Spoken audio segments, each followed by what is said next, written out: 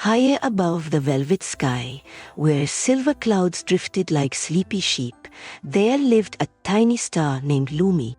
She was smaller than the others, her light faint as a candle flicker in a storm. While the other stars blazed proudly across the night, painting the heavens with their golden fire, Lumi felt heavy with doubt. "Why can't I shine?" she whispered one evening, her voice trembling like a leaf in the wind. "I've tried so hard." Her mother, the great star of Orion, gently touched her with a beam of warmth. "Every star has its own light, little one. Yours is quiet, but it's true. Be patient." But patience was not easy when all around her sparkled with confidence. The big stars laughed. "Lumi glows like a dandelion seed." And even the moon, who usually smiled kindly, said, "Perhaps you were meant to be a cloud instead." Heartbroken, Lumi curled into herself and hid behind a drifting comet. For days, she refused to rise. The sky grew darker without her gentle glow, and the night creatures began to wonder. "Where is Lumi?" One night, a small fox named Pip wandered through the whispering woods below, shivering under the cold moonlight. He had lost his way, and the forest felt too vast, too silent. As he sat beneath an old oak tree, he looked up and saw something strange. A single, soft light blinked from the edge of the sky. "Hello?" Pip called softly. From high above, Lumi stirred. She hadn't spoken to anyone in weeks, but now, hearing a voice so small and lonely, she dared to whisper back. "I'm here," she said, barely audible. Pip gasped. "You're real. You're so tiny." "I'm Lumi," she replied, "and I don't know how to shine anymore."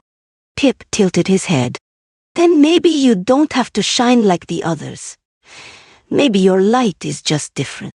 Lumi paused. "Different?"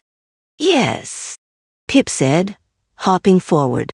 "My fur isn't red like the others. My paws aren't strong like the wolves. But I can find my way through dark woods. I listen better than most.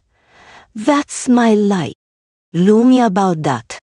Then slowly, she let out a tiny spark, a wisp of gold like morning mist over water. "It's warm," Pip said, smiling, "like a promise." That night, Pip led Lumi on a journey, not to prove anything, but to see what light could do when it wasn't loud or proud. They flew past the moon's crater, where crickets sang lullabies.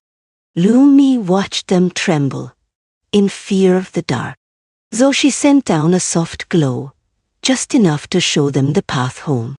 "Thank you," chirped a cricket. "Your light is kind." Next, they found a family of owls trapped in a thorny bramble. Their wings were caught, and they couldn't fly. Lumi hesitated. What if she failed again? But then she remembered Pip's words. "Your light is just different." "Onaya, Tanin." She focused. Not on blazing, but on giving. She poured every ounce of love she had into a gentle pulse of silver-blue light. It didn't burn. It is udain. The thorns softened, the branches parted, and the owls fluttered free. "Little star," said the eldest owl, eyes wide, "you healed us with kindness." Tears welled in Lumi's heart. For the first time, she didn't feel small. She felt needed. As dawn approached, the sky turned pale pink. Lumi knew she had to return, but not before helping one last creature.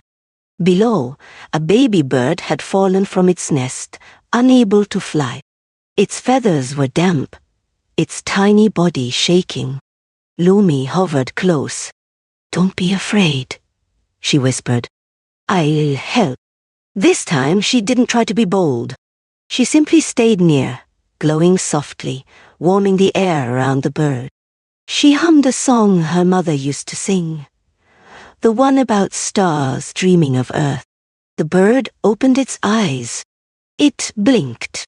Then, slowly, it flapped its wings, once, twice, and rose into the air, guided by Lumi's steady light. "Fly!" cried Pip, leaping with joy. The bird soared higher, joining its flock in the rising sun. When the sky turned gold, Lumi returned to her place among the stars. The other stars stared, not with mockery, but with wonder. "You've been gone," said Orion, her mother. "I went to learn," Lumi said, her voice stronger now. "Not how to shine brighter, but how to shine untrue body." And so, each night, Lumi still glimmers. Not the brightest, nor the largest, but the one whose light feels like a hug from the sky.